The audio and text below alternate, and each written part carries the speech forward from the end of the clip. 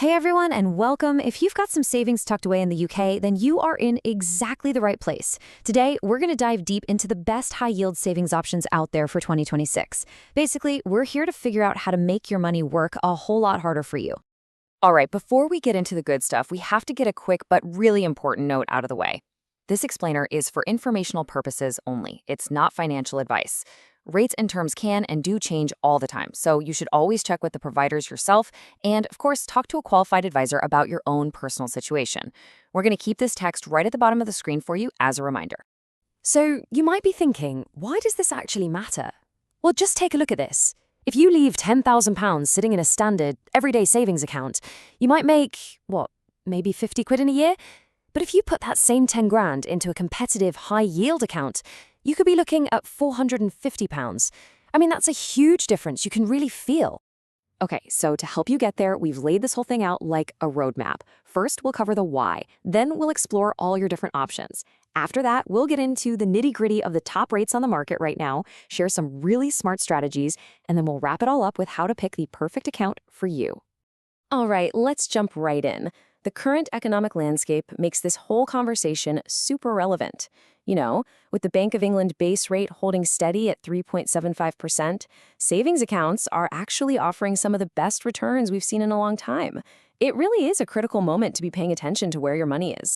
So here are the absolute must-knows for any saver in 2026. First, that Bank of England base rate, it pretty much sets the tone for all the other rates out there. Second, and this is so important, your savings are protected up to £85,000 by the FSCS. You've also got the Personal Savings Allowance, or PSA, which lets you earn some interest completely tax-free. And finally, with inflation sitting around 2%, any account that earns you more than that is actually growing your money in real terms. So let's think about savings accounts like a financial toolkit. You wouldn't use a hammer to saw a piece of wood, right? Well, it's the same idea here. Different goals, like building an emergency fund versus saving for a house, need different financial tools to get the job done right. Okay, first tool in the kit, the Easy Access account. This one is your flexible friend. It really does exactly what it says on the tin. You can get your hands on your money whenever you need it, no questions asked. That makes it pretty much perfect for that crucial emergency fund. So what's the catch for all that flexibility? Well, the interest rates are usually variable, which means they can go up or down. And they're typically a little bit lower than what you'd get from an account where you lock your money away. It's kind of the price you pay for that convenience. All right, next up in our toolkit is the fixed rate bond. If the Easy Access account is about flexibility, this one is all about certainty. You agree to lock your money away for a set amount of time, say 1 to 5 years, and in return, the bank gives you a guaranteed interest rate for that whole period. The huge advantage here is that guaranteed rate. It's set in stone, it doesn't matter what the market does. But, and this is a big one, the downside is that you can't touch that money until the term ends, not without facing some pretty steep penalties. So this is really only for cash that you're absolutely sure you won't need anytime soon. And the last tool we'll look at is the regular saver account. Think of this as the perfect tool for building a solid savings habit. These accounts often dangle these amazing headline interest rates in front of you as a reward for saving consistently, month after month. Now, the rates you see on these are often the highest you'll find anywhere. But, and it's a really big but, there are strict limits on how much you can put in each month. We're usually talking just a few £100s. So even though the percentage rate looks incredible, the actual amount of money you earn in interest ends up being kind of modest. Okay, that's enough of the theory. Let's see how this all stacks up in the real world, shall we? We're about to look at the actual top rates you could get on the market as of January 2026. Whoa, okay.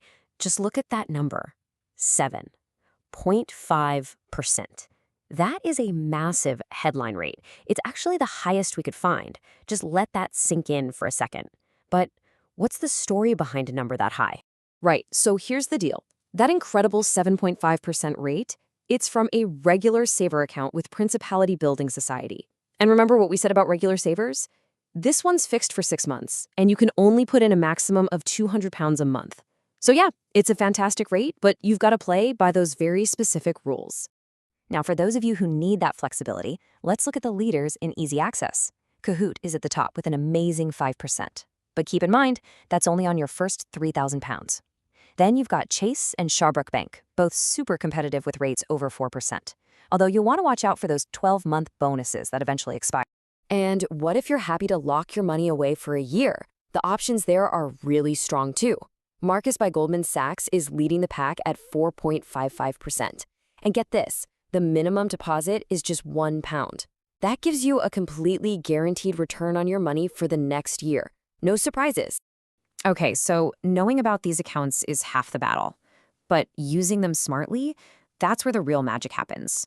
So now we're going to shift gears and look at a couple of clever strategies to really squeeze the most growth out of your savings. This right here illustrates a brilliant strategy called laddering. It sounds complicated, but it's not. Instead of dumping all your cash into one long-term bond, you split it up. You put some in a 1-year bond, some in a 2-year, some in a 3-year. Then, as each one matures, you get some cash back, and you can reinvest it at whatever the best new rate is. It's a really smart way to get high returns while still having money become available every single year.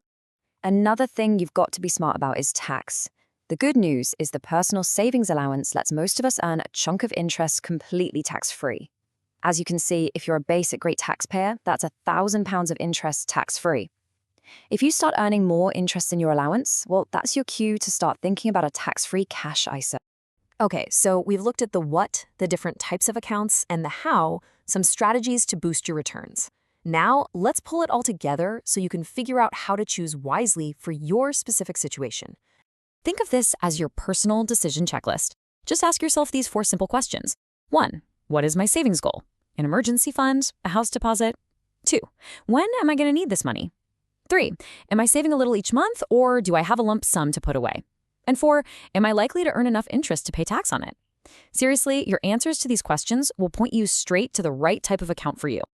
And that really gets to the heart of it all. This quote from our source material just sums it up perfectly. In 2026, there are solid options out there for everyone.